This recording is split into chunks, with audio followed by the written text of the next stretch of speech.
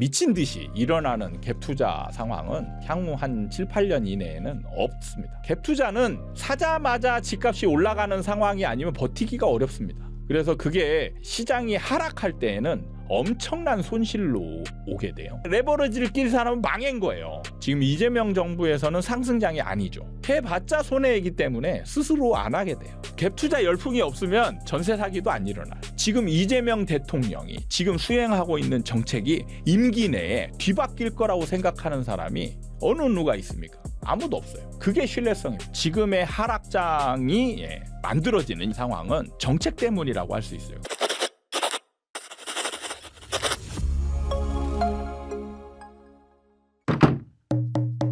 롯데건설, 현대엔지니어링이 희망퇴직에 들어섰고 올해 폐업된 건설사도 1223곳에 달하는데요. 건설업계 위기가 부동산 시장에 어떤 영향을 미칠까요? 제가 이 말씀을 드릴 때 참 좀 애매하거나 어려울 수 있는 부분이 대부분의 사람들이 이게 연관성이 크다라고 보거든요. 예. 근데 현실은 연관성이 거의 없습니다. 거의 없어요. 예.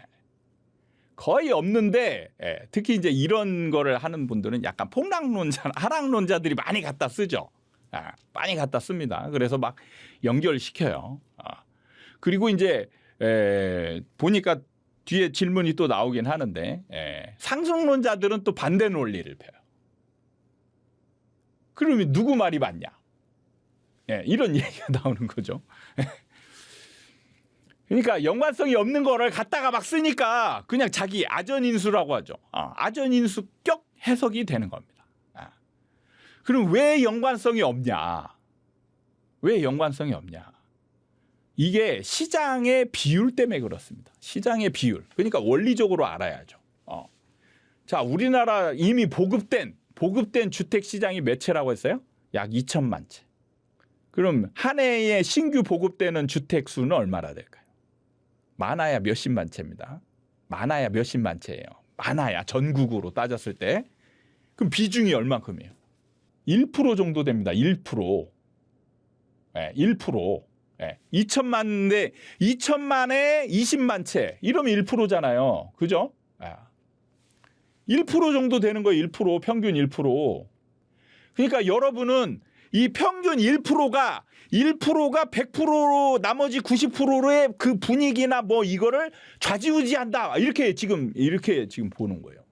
영향력이 뭐 제가 좀 극단적으로 표현했지만 영향력이 아예 없지는 않아요. 어느 정도 약간씩은 있겠죠. 근데 여러분이 생각하는 것처럼 막 이 극단적인 영향력, 엄청난 영향력 이런 거는 없습니다. 왜? 비중이 너무 작아요. 비중이 작습니다. 신규 시장이잖아요. 신규 시장. 건설업에서 하는 거는 신규 시장입니다. 새로 아파트를 지어내고 그런 거예요. 기존에 있던 주택이 현대건설이 예를 들어서 망했어요. 현대건설이 망하면 어떻게 될까요? 영향력이 있는 거는 뭐냐면 자, 현대건설이 망하잖아요. 그럼 어떻게 되는지 아십니까? 자, 현대건설이 예를 들어서 망했다. 그러면 지금 now 전국에서 현대건설이 분양하고 있는 현장이 있을 겁니다. 그죠? 현장이 있어요. 그럼 그 현장이 어떻게 될 것인가? 미분양이 날 겁니다. 안 팔리겠죠. 아니 그 회사가 부도가 났는데 그걸 누가 삽니까? 안 사지. 안 사잖아요. 그게 다예요. 그게 답니다. 그러니까 일종의 그 시장이 좀 하락장이었다. 그러면 어떻게 돼요? 좀 이제 미분양이 나니까 시너지가 되겠죠. 시너지. 하락을 좀 더 가속화. 근데 만약에 상승장에서 현대건설 부도 나면 어떻게 될까요? 영향이 없어요. 없습니다. 시장을 뭐 그걸로 막 하락장으로 만들어버려요? 영향이 없어요. 그냥 현대건설 그 현장 미분양 난 걸로 끝이에요. 그리고 사람들은 그 관심을 잊어. 그 현장을 그냥 잊으면 되는 거예요. 왜? 다른 거 올라갈 거 살게 막 천지인데 올라가는 거 천지예요. 다 올라가. 현대건설만 미분양 났어. 근데 거기를 살까 말까 기웃하는 사람도 생기겠죠. 그 정도. 그러니까 구체적인 연결고리를 찾지 못하고 그냥 부동산과 건설은 같은 업종 뭔가 연결성이 큰 것처럼 보이니까 그걸 연결시켜가지고 억지로 연결시켜서 건설업자가 망하면 우리나라 부동산 시장이 막 미친 듯이 침체될 것으로 막 얘기하는 사람이 있고 또 반대로 얘기하는 사람도 있습니다. 건설사가 부도나면 공급 부족을 낳아 오히려 집값을 올린다는 주장의 오류는 무엇인가요? 네, 아까도 제가 상승론자들은 건설업계가 망하면 집값이 뛸 거다라는 논리를 펴고 있습니다. 여기에 핵심은 뭐냐면 공급이에요. 공급. 그러니까 신규 공급을 담당하고 있는 게 건설업계죠. 자, 건설업계가 망하면 뭐예요? 공급이 줄어들겠죠. 공급이 없어지는 거예요. 공급을 해야 될 업체가 망하니까 공급이 없어지는 거예요. 그러니까 공급이 줄어드는 거예요. 공급이 줄어드니까 상승이네. 자, 이 논리예요. 그럼 여기에 뭐가 모순이 있을까요? 뭐가 모순이 있을까요? 자, 첫 번째. 아까도 얘기했지만 신규 공급 시장은 우리나라에서 주택 시장에서 비중이 너무 작아요. 작습니다. 그래서 공급이 시장을 좌우하는 시장이 아니라는 거예요. 공급이 시장을 좌우하는 시장이 아닙니다. 이거 명백히 아셔야 돼요. 자, 그 다음에 또 아까 처음에 질문에서 얘기했지만 여기서 이분들이 생략된 게 뭐냐면 이 건설업계가 아침에 아무것도 안 하고 있다는 거예요. 아무것도 안 하고 있다가 부도가 났어. 그럼 공급되는 게 없죠. 근데 자, 현실은 뭐예요? 지금 부도 나기 직전에 막 건설되는 현장이 있겠죠. 현장이 있어. 그 현장이 부도가 나는 겁니다. 그럼 어떻게 돼요? 그 현장은 뭐가 난다고 했죠? 미분양이 난다고 했죠. 미분양은 상승 요인이에요? 하락 요인이에요? 하락 요인입니다. 어쨌든 하락 요인이에요. 미분양은. 무슨 상승 작용을 해. 공급이 줄어들었죠. 근데 공급이 미분양이 나서 공급이 분양을 하고 있는데 지금 팔고 있는데 안 팔리는 거예요. 그러니까 여러분은 뭘 알아야 되냐면 기존 경제학 개념으로 생각하면 지금 매우 많은 오류가 생기는 게 수요는 충분히 있고 공급도 있고 이런 상황에서 공급이 줄어들면 수요가 너무 많으니까 상승이다. 이걸 얘기하는 게 경제학이거든요. 그죠? 부동산 시장은 그게 아닙니다. 그게 아니에요. 미분양이 나잖아요. 수요가 줄어버려요. 왜? 우리나라는 수요가 무슨 수요라고 했죠? 시세 차익용 수요예요. 시세 차익용. 그러니까 미분양 가능성이 생긴 부도난 아파트는 안 사요. 시세 차익 가능성이 없는 거야. 오히려 떨어질 가능성이 있잖아요. 안 사. 그러니까 경제학적 논리가 부동산 시장에 하나도 안 맞아요. 거의 안 맞습니다. 안 맞습니다. 근데 이게 참 버리기가 어렵죠. 왜? 그걸 버리기가 어려운 게 그러니까 투기 시장에 맞는 투기 시장 이론을 새롭게 정립을 해서 해야 되거든요. 그걸 제대로 연구하고 이론화한 사람이 세상에 단 한 사람도 없기 때문에 그걸 과감하게 뒤집을 수 있는 사람이 없습니다. 그걸 미천하나마 제가 지금 하고 있는 중이에요. 근데 문제는 제가 뭐 교수라든지 뭐 어떤 타이틀이 있는 게 아니잖아요. 파급 효과가 없어요. 근데 이게 현실이다. 저는 현장 속에서 현실을 기반으로 기존 이론을 대입해서 공부를 하고 모순을 찾아내서 새로운 정립을 한 겁니다. 그러니까 부동산은 저는 분양업계에 꽤 오래 있었잖아요. 분양. 그러니까 분양에 대해서는 누구보다 잘 알죠. 근데 다른 분들은 분양을 잘 몰라요. 경험해 본 적이 없거든요. 없어요. 그게 문제거든요. 그러니까 건설사가 망하면 단순히 공급이 줄어든다만 생각하지 그 과정, 일련의 과정을 생각해 보면 사람들이 잘 몰라요. 그러니까 예를 들면 김현미 장관이 살았던 그 아파트를 한번 예를 들면 단지가 5개 단지, 5개 단지입니다. 5개 단지인데 거기가 약 7,000세대가 좀 안 돼요. 덕이동에. 근데 거기가 아이파크면 어디죠? 현대산업개발입니다. 그다음에 거기가 신동아 파밀리예요. 신동아가 어떻게 됐죠? 부도가 났었을 겁니다. 그 당시에. 그러니까 자, 부도 나기 전에 팔잖아요. 그러면 제가 이제 거기에 미분양 난 걸 팔러 갔는데 아이파크는 다 팔았어요. 아이파크는 다 팔았습니다. 신동아만 안 팔렸어요. 신동아 안 팔려요. 그러니까 부도 난 건 안 팔립니다. 네, 부도 난 건 안 팔려요. 그 다음에 식사동에 가보잖아요. 일산 식사동에 가면 블루밍하고 벽산 블루밍이죠. 그 다음에 자이예요. 둘 다 미분양은 났습니다. 근데 나중에 가격 차이가 나요. 벽산이 부도가 났어요. 벽산이 부도가 나니까 똑같이 처음에는 가격이 원분양가 똑같았습니다. 근데 나중에 지나고 나니까 가격이 달라져요. 떨어진다는 얘기죠. 잘 안 삽니다. 하락을 돼야 그 가격이 이제. 그러니까 부도는 건설사의 부도는 뭐냐면 그냥 자산가치 하락을 예정하는 거예요. 하락을 예정하는 겁니다.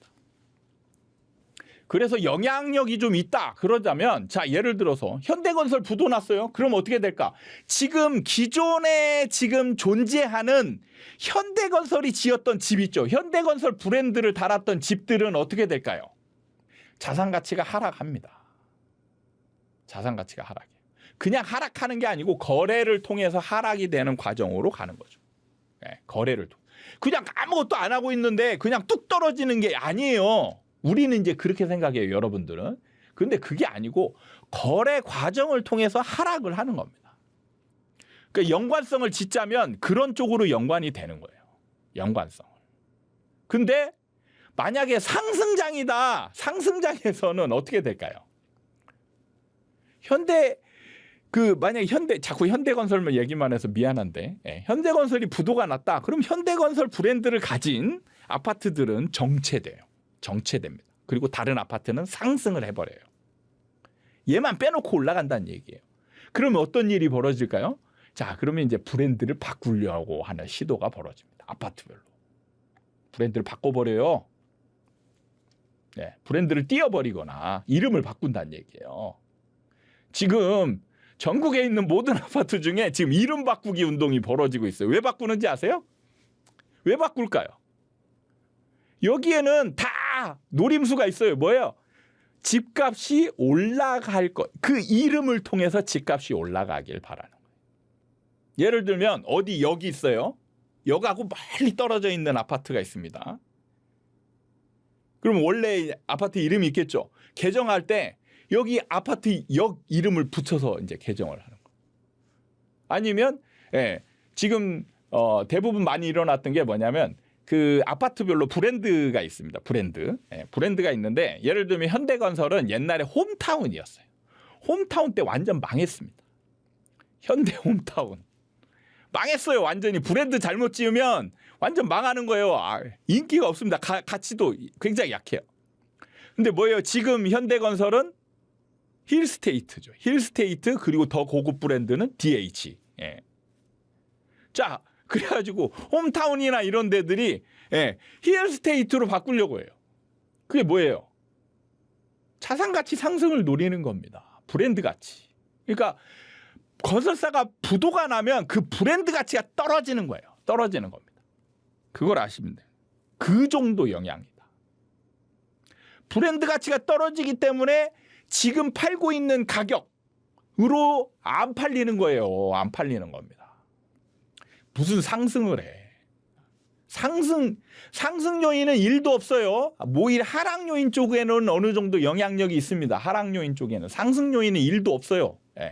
공급이 줄어드는 거는 진짜 영향력이 거의 없다라고 보시면 됩니다.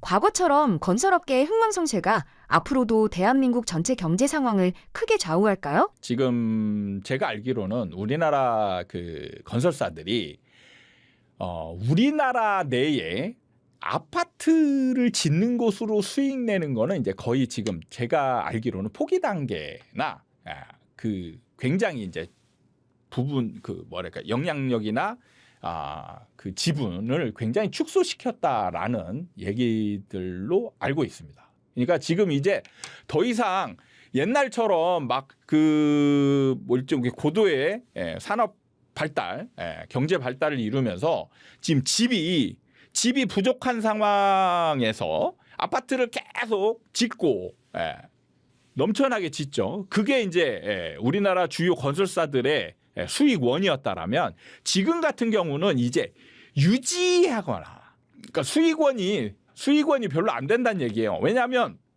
지금 어쨌든 인구는 줄고 있잖아요. 그리고 지금 집은 포화 상태입니다. 지금 인구 대비 집의 보유 지금 이제 집이 있는 거는 포화 상태라는 거예요. 그럼 더 이상의 집이 만들어질 때 그 산업이 발달할 때와 같은 수요가 있지 않을 걸로 건설사들은 지금 보고 있는 거예요. 그래서 지금 그 수익원을 다른 데로 돌리고 있습니다.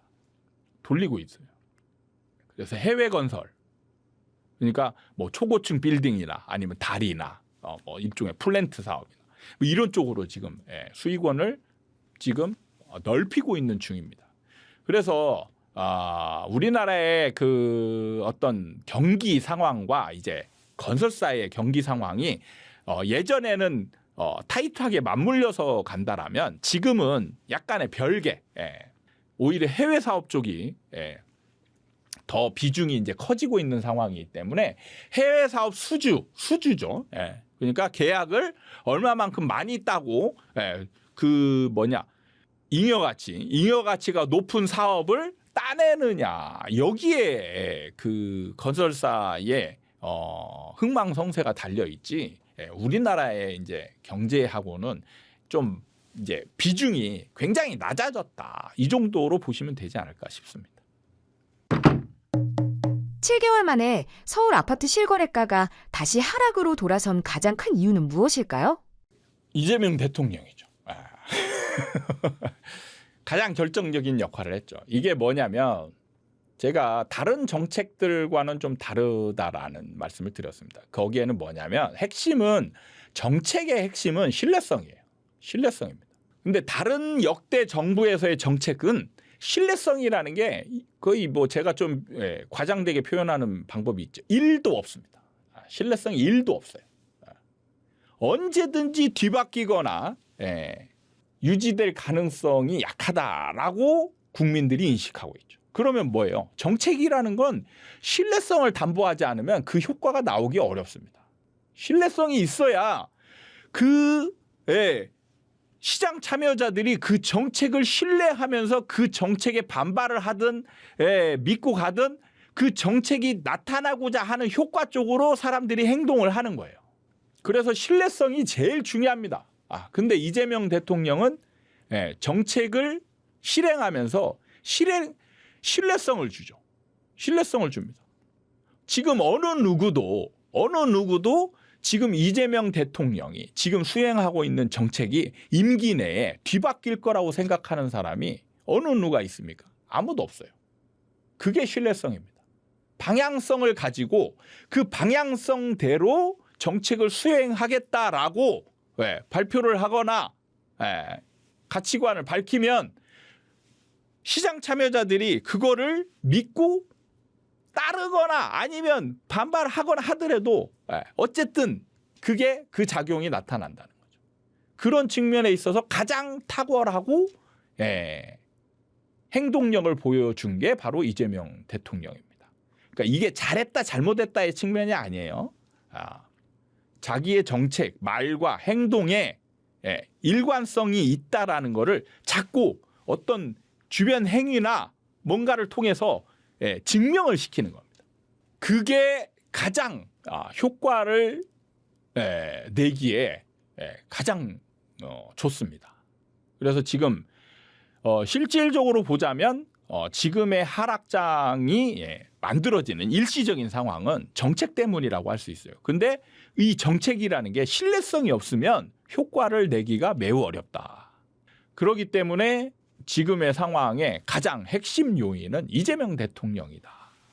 뭐 국토부 장관이 이런 걸 만들 수 있냐? 전혀 없어요. 국토부 장관에 대한 지금 아마 국토부 장관은 누군지도 잘 모르는 사람들 많을걸요. 역할이 없잖아요. 신뢰성이라는 게 없습니다. 지금 정책을 대통령이 직접 내고 있잖아요. 원래 국토부 장관의 역할이 뭐예요? 예. 부동산 정책을 내는 겁니다. 근데 지금 우리는 국토부 장관 이름 저도 이름이 가물가물한데 왜? 그만큼 존재감이 없다라는 거죠. 없다라는 게 뭐예요?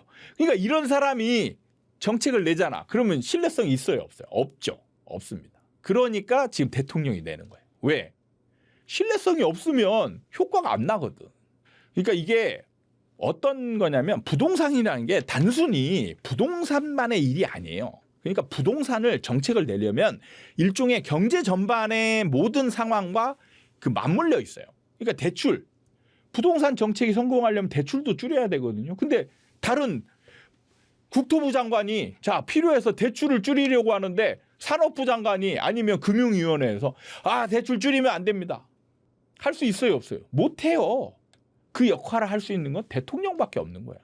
지금 필요해서 대출 감수하고 있으니까 다른데 좀 감수해 참아. 이걸 조절할 수 있는 거죠. 다른데 지금 대출 필요해도 참아. 아니면 자 이거를 니네 쪽으로 돌려줄게. 이렇게 조절을 할 수 있는 이 역할은 대통령밖에 없다. 그러니까 부동산 정책이 제대로 성공하려면 사실 대통령이 정책을 내야 되는 게 맞습니다. 왜냐하면 다른 정책, 금융이나 세금이나 국세청 막 걷다 와서 막 해야 되잖아요. 심지어는 경찰, 검찰까지 좌지우지 갖다 막 해야 되거든. 그런 부분에 있어서 신뢰성을 굉장히 많이 줬다. 이렇게 보시면 될 것 같습니다. 전세 가격이 오르면 매매가가 오르는 공식이 이제는 맞지 않다고 하셨는데 그렇다면 전세 가격 기반으로 투자하는 갭 투자는 끝난 것일까요? 당분간은 여기서 당분간은 여러분 입장에서는 꽤 긴 시간입니다. 당분간 한 길게 보면 한 7, 8년 정도는 갭 투자가 뭐 간간히 일어나겠죠. 근데 문재인 정부 시절처럼 미친 듯이 일어나는 갭 투자 상황은 그 향후 한 7, 8년 이내에는 없습니다. 그러니까 갭 투자라는 게 시장 상황이 담보되지 않으면 일어날 수 없는 거예요. 갭 투자는 사자마자 집값이 올라가는 상황이 아니면 버티기가 어렵습니다. 왜냐하면 임대 수익으로 얻는 돈이 하나도 없거든요. 없습니다. 없다 보니까 자기 비용은 투입했는데 수익이 없다. 그러면 어떻게 돼요? 못 버티죠. 의미가 없죠. 갭 투자는 오로지 자산의 상승만 기대하는 투자법이에요. 자산의 상승. 그리고 그게 레버리지 역할을 합니다. 그래서 그게 시장이 하락할 때에는 엄청난 손실로 오게 돼요. 레버리지가 있기 때문에. 그 제가 비율을 가지고 아이온 Q를 얘기를 했었습니다. 아이온 Q 그 세배 ETF 있죠. 아이온 Q가 그 33%인가 40% 하락했을 때 그 세배 ETF는 청산을 당했습니다. 그리고 얼마 안 있어서 제자리로 돌아왔어요. 그러니까 다른 주식이나 아이온 Q에 관련된 다른 거를 갖고 있던 사람들은 다시 정상적인 상황으로 돌아왔는데 레버리지를 낀 사람은 망한 거예요. 세배 레버리지는 망한 겁니다. 이 레버리지가 그래서 위험한 거예요. 그래서 하락장에서 레버리지 투자를 하는 게 굉장히 위험합니다. 그래서 그 문재인 정부는 상승장이었기 때문에 갭 투자 열풍이 불었던 거고 지금 이재명 정부에서는 상승장이 아니죠. 상승장이 아닐 때는 갭 투자가 의미가 없습니다. 해봤자 손해이기 때문에 스스로 안 하게 돼요. 그렇게 되면 뭐가 생기는지 아십니까? 새로운 전세 사기도 안 일어납니다.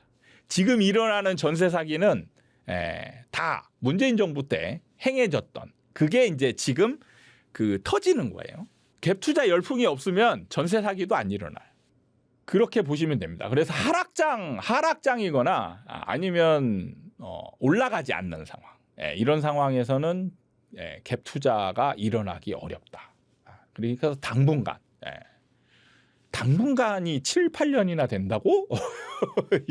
이렇게 이제 보실 분도 있겠지만 부동산 시장에서는 굉장히 사이클 자체가 길기 때문에 제가 이 당분간이라고 표현하는 것도 뭐 좀 우스운 얘기일 수도 있겠죠. 그러니까 지금을 포함한 앞으로의 시간 이런 것들이 갭 투자가 일어나기 힘든 시장 상황을 맞이하고 있다. 이렇게 보시면 될 것 같습니다. 네, 자, 뭐 지금 어떻게 보면 굉장히 혼란스러운 시장 상황이 흘러가고 있습니다. 지금 뭐 그 어떻게 보면 또 내 집 마련을 하고자 하는 사람 입장에서는 기회라고 생각할 수도 있겠는데 제가 이제 그런 사람을 위해서 좀 책을 쓰고 있습니다. 착각하면 안 돼. 착각 속에서 일어나는 행위가 얼마나 위험한지 이게 이제 이걸 좀 그 얘기를 해야 되겠다. 근데 영상으로 얘기를 했더니 이게 휘발성이 너무 강해요. 휘발성이 강해서 영상은 자극은 주지만 행동하는데 어떤 지침을 주기에는 영상이 굉장히 부족하다는 느낌을 받습니다. 그래서 제가 언젠가는 다시 활자의 시대가 올 수도 있겠다라는 생각이 드는 게 유튜브는 지금 굉장히 이제 자극적인 자극을 기반으로 하는 거죠. 근데 참 여러분들은 공부를 하고자 하는 사람이에요. 공부를 하고자 하는 사람은 활자가 아니면 휘발성이 강한 거는 도움이 별로 안 됩니다. 그래서 이제 제가 고민을 하면서 좀 책을 더 쓰는 게 좋겠다. 그리고 이제 책 쓰기에 좋은 환경이 만들어졌습니다. 뭐냐? 바로 AI죠. AI가 책 쓰는데 진짜 도움이 많이 됩니다. 진짜. 그래서 제가 책을 좀 쓰고 있습니다. 구상 목차도 잡혔고 지금 내용을 지금 만들어 가고 있는 중입니다. 생각보다 빨리 완성도 될 것 같아요. 그래서 언젠가는 책도 쓰고 또 필요한 뭐 강의나 이런 게 있으면 할 생각도 있으니까 여러분들 너무 조급해하지 마시고 좀 공부를 진득이 좀 하시고 여러분들의 기준을 명확히 하시고 여러분이 그 기준에 의해서 선택을 하는 이거를 여러분들에게 좀 추천을 드립니다. 그 부분을 위해서 공부를 좀 많이 하시면 좋을 것 같습니다. 그래서 유튜브와 활자, 책이나 뭐 활자를 통해서 여러분들에게 도움을 주는 행위를 지속적으로 해나갈 수 있도록 하겠습니다. 감사합니다.